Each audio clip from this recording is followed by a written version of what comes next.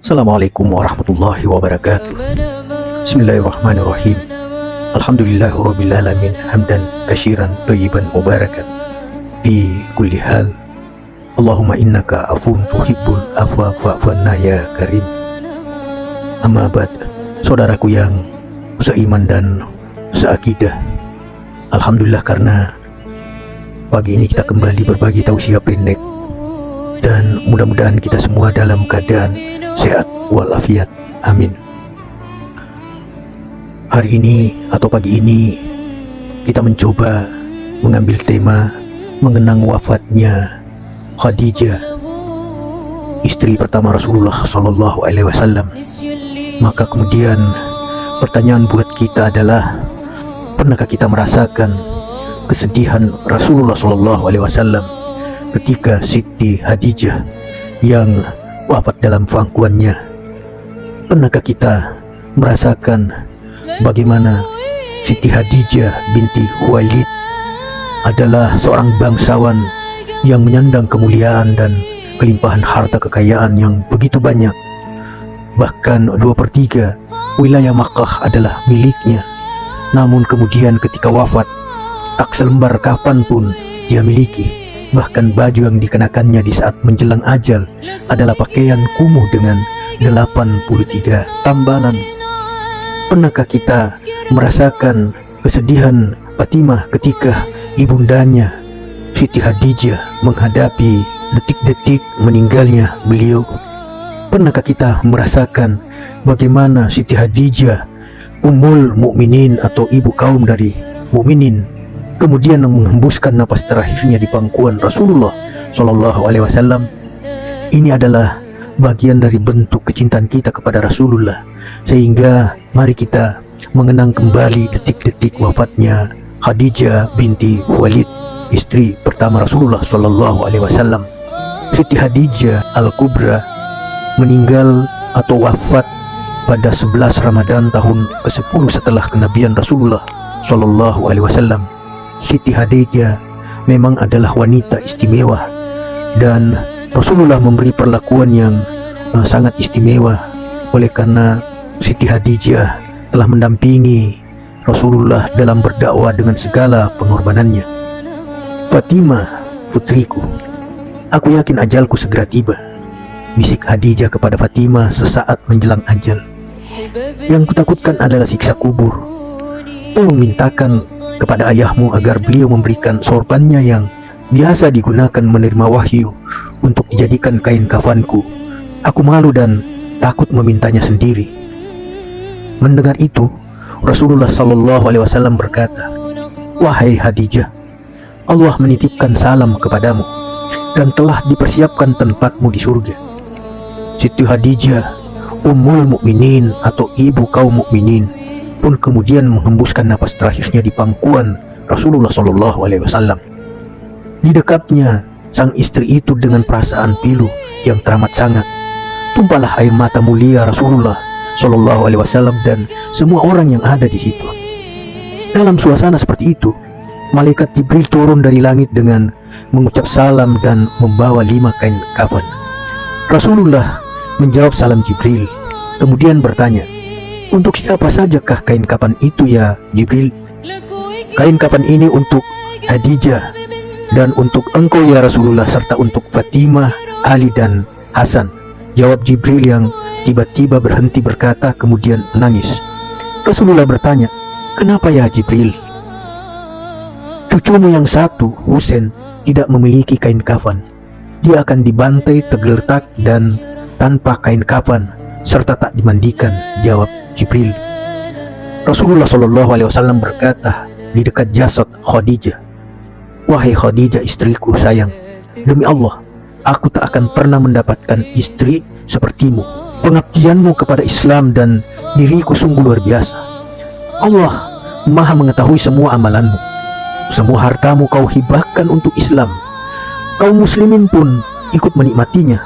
Semua pakaian kaum muslimin dan pakaianku ini juga darimu. Namun begitu, mengapa permohonan terakhirmu kepadaku hanyalah selembar sorban?"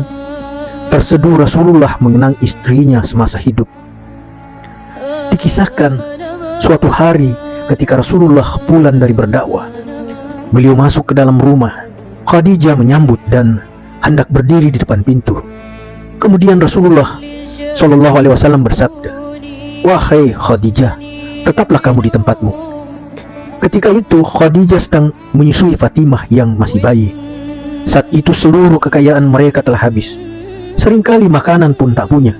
Sehingga ketika Fatimah menyusui, bukan air susu yang keluar, akan tetapi darahlah yang masuk dalam mulut Fatimah radhiyallahu anhu.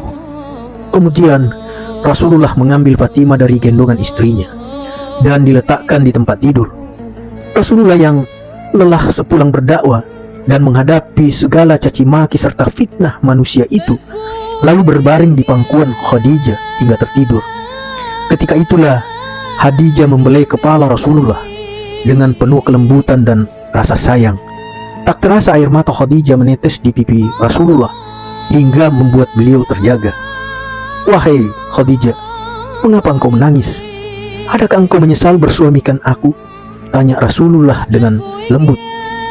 "Dahulu engkau wanita bangsawan, engkau mulia, engkau hartawan. Namun hari ini engkau telah dihina orang. Semua orang telah menjauhi dirimu. Seluruh kekayaanmu habis. Adakah engkau menyesal, wahai Khadijah, bersuamikan aku?" Lanjut Rasulullah tak kuasa melihat istrinya menangis. "Wahai suamiku, wahai Nabi Allah, bukan itu yang kutangiskan," jawab Khadijah. "Dahulu aku memiliki kemuliaan. Kemuliaan itu telah aku serahkan untuk Allah dan Rasulnya. Dahulu aku adalah bangsawan. Kebangsawanan itu juga aku serahkan untuk Allah dan Rasulnya. Dahulu aku memiliki harta kekayaan. Seluruh kekayaan itu pun telah aku serahkan untuk Allah dan Rasulnya. Wahai Rasulullah, sekarang aku tak punya apa-apa lagi. Tetapi engkau masih terus memperjuangkan agama ini. Wahai Rasulullah, sekiranya nanti aku mati sedangkan perjuanganmu belum selesai, sekiranya engkau hendak menyeberangi sebuah lautan, sekiranya engkau hendak menyeberangi sungai, namun engkau tidak memperoleh rakit ataupun jembatan, maka galilah lubang kuburku, ambillah tulang belulangku, jadikanlah sebagai jembatan bagimu untuk menyeberangi sungai itu supaya engkau bisa berjumpa dengan manusia dan melanjutkan dakwahmu. Ingatkan mereka tentang kebesaran Allah, ingatkan mereka kepada yang hak, ajak mereka kepada Islam, wahai Rasulullah." Rasulullah pun tampak sedih. "Oh Khadijahku, kau meninggalkanku sendirian dalam perjuanganku. Siapa lagi yang akan membantuku?" "Aku, ya Rasulullah," sahut Ali bin Abi Thalib, jawab menantu Rasulullah. Di samping jasad Siti Khadijah, Rasulullah kemudian berdoa kepada Allah, "Ya Allah, ya ilahi Rabbi, limpahkanlah rahmatmu kepada Khadijahku yang selalu membantuku dalam menegakkan Islam, mempercayaiku pada saat orang lain menentangku, menyenangkanku pada saat orang lain menyusahkanku, menenteramkanku pada saat orang lain membuatku gelisah. Ya Allah, ya Rabbi, ya Rahman, ya Rahim." Saudaraku yang seiman dan seakidah, perlu saya jelaskan bahwa Khadijah binti Khuwailid radhiyallahu anhu, atau yang lebih akrab dikenal sebagai Siti Khadijah, merupakan istri pertama Rasulullah Shallallahu Alaihi Wasallam. Beliau adalah orang pertama yang mempercayai ajaran Rasulullah Shallallahu Alaihi Wasallam dan menjadi wanita pertama di zaman beliau yang memeluk Islam. Siti Khadijah adalah istri pertama dan istri yang paling dicintai Nabi Muhammad Shallallahu Alaihi Wasallam. Khadijah merupakan anak Khuwailid bin As'ad, termasuk dalam suku Bani Hashim.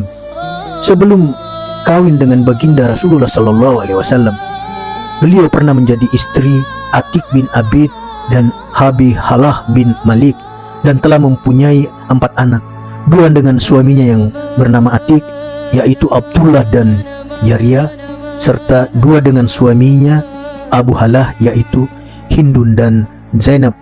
Banyak kisah memaparkan bahwa sewaktu Nabi Muhammad Sallallahu Alaihi Wasallam menikah dengan Siti Khadijah, umur Khadijah berusia 40 tahun, sedangkan Nabi Muhammad Sallallahu Alaihi Wasallam baru berumur 25 tahun. Nabi Muhammad SAW bersama dengannya sebagai suami istri selama 25 tahun. Khadijah wafat semasa beliau berusia 60 tahun. Saudaraku yang seiman dan seakidah, kenapa Khadijah disebut wanita suci atau At-Tahirah, perempuan suci? Gelar ini disematkan kepada Khadijah karena ia senantiasa menjaga dirinya sendiri sebagai seorang perempuan. Khadijah hidup dalam keagungan dan kemegahan. Kaumnya pun termasuk orang-orang yang terhormat. Khadijah binti Khuwailid ibnu Asad ibnu Abdul Uzza ibnu Qusay ibnu Hilab adalah seorang perempuan yang memiliki sifat bijaksana, terhormat dan cerdas. Sebagai perempuan yang istimewa, ada sejumlah gelar yang disematkan untuk Khadijah semasa hidupnya. Ia juga merupakan sahabat sekaligus istri Rasulullah SAW. Bahkan disebutkan dalam sebuah riwayat bahwa ia adalah sebaik-baiknya wanita ahli surga, seperti yang ditegaskan oleh Rasulullah dalam sebuah hadisnya. Sebaik-baik wanita ahli surga adalah Maryam binti Imran, Fatimah binti Rasulullah, Khadijah binti Khuwailid, dan istri Fir'aun. Hadis riwayat Muslim. Sebelum menikah dengan Rasulullah SAW, Khadijah pernah 2 kali menikah, yaitu suami pertamanya adalah Abu Khalah At-Tamimi, kemudian pernikahan keduanya dengan Atik bin Aiz bin Maksum. Khadijah memiliki beberapa gelar yang disematkan kepadanya. Perempuan teladang sepanjang masa oleh Ibrahim Muhammad Hasan Al-Jamal. Selama berniaga, banyak laki-laki yang berharap untuk mendapatkan hatinya. Pekerjaan Khadijah tersebut juga memberikan ruang yang luas untuk berhubungan dengan para lelaki dan urusan perdagangan yang lain. Namun, Khadijah tidak pernah melakukannya. Ia tidak menjadikan perdagangan sebagai media untuk menjalin hubungan dengan laki-laki manapun, baik di dalam maupun di luar Makkah. Khadijah juga tidak menjalankan perdagangan secara langsung. Ia mempercayakan kepada hamba sahaya yang dipimpin oleh Maisarah yang merupakan pelayannya. Khadijah cukup memberi pengarahan dari loteng rumahnya, dan jika berdiskusi, maka ia mendiskusikannya di ruang tamu yang dipenuhi oleh keluarganya. Aisyah juga memiliki gelar yang diberikan kaumnya, yaitu sebagai pemuka perempuan Quraisy. Gelar ini hanya didapatkan oleh siapa yang memiliki sifat-sifat sempurna.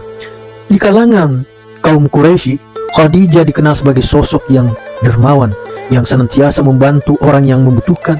Rumahnya kerap menjadi tempat berlindung perempuan miskin, orang yang membutuhkan maupun para tamu.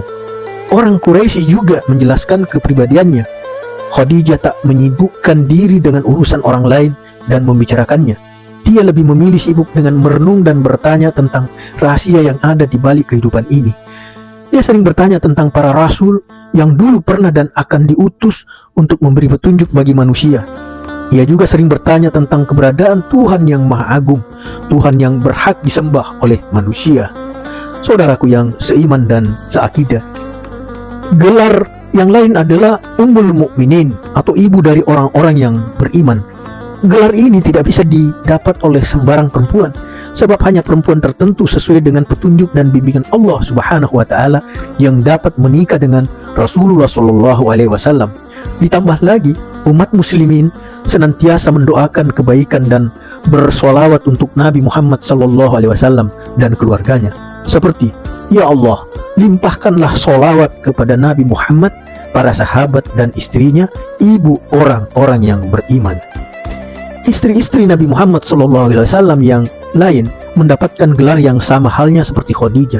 Namun, kedudukan Khadijah lebih tinggi karena dialah istri Rasulullah yang pertama dan mendapat kedudukan derajat yang paling utama sebagai balasan dari apa yang ia lakukan dan korbankan. Khadijah adalah orang yang pertama membenarkan dan beriman kepada beliau. Ia juga turut merasakan kepedihan saat berjuang di jalan Allah, menanggung siksaan, menerima perlakuan buruk, serta ditimpa kelaparan bersama Rasulullah SAW. Gelaran lain yang Siti Khadijah dapatkan adalah Sayyidah Nisa Al-Alamin, pemuka perempuan dunia. Khadijah mendapatkan gelaran ini, Sayyidah Nisa Al-Alamin, merupakan gelar yang tidak didapatkan oleh istri Nabi yang lain. Khadijah mendapatkan gelar kehormatan ini karena ia telah mempersembahkan semua yang dimilikinya di jalan Allah. Dia selalu membesarkan hati, membantu dan mendukung Rasulullah Shallallahu Alaihi Wasallam. Oleh karenanya Allah meridhai dan memberikan kedudukan yang penuh berkah. Itulah gelar-gelar yang dimiliki oleh Siti Khadijah binti Khuwailid. Semoga kita senantiasa meneladani pribadinya dan mengikuti sifat-sifatnya yang mulia. Saudaraku yang seiman dan seakidah, demikian tausiah singkat pagi ini kita berbagi. Terima kasih telah menonton video ini dan mohon maaf atas segala keterbatasan yang ada dalam video ini. Kembali lagi saya mengingatkan bahwa jangan lupa tekan like dan subscribe serta aktifkan lonceng agar tausiah-tausiah yang lain kita dapat mengikuti bersama. Mudah-mudahan ada hal yang bisa kita petik dari gambaran sifat Siti Khadijah sehingga kita bisa membawa dalam kehidupan kita, kita bisa terjemahkan dalam aktivitas kita, interaksi kita bersama sesama manusia, insya Allah.